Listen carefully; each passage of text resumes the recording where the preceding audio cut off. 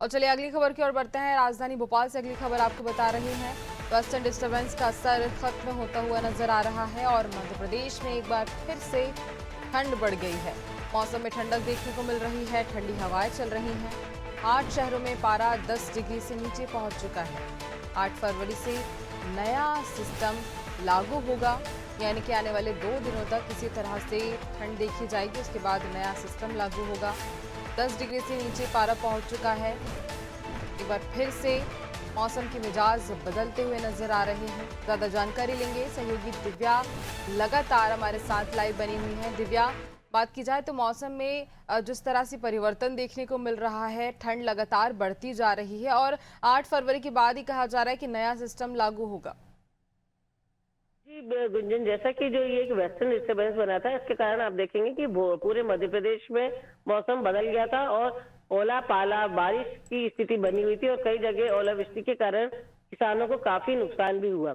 अब ये मौसम विभाग का कहना है कि जो ये वेस्टर्न डिस्टर्बेंस था वो खत्म हो चुका है और इसके कारण जो ठंड है वो बढ़ रही है। और आप देखेंगे कि जो राजगढ़ है वो अभी तक सबसे ठंडा जिला देखा गया है और अभी उसका जो न्यूनतम तापमान है 7 डिग्री रिकॉर्ड किया गया है। और आप ये भी देखेंगे कि कल से जो मौसम में ठंडक घुल गई है, जो हवाएं ठंडी हवा बह रही थी और दिन में भी हवाओं में कहीं ना कहीं ठंडक थी।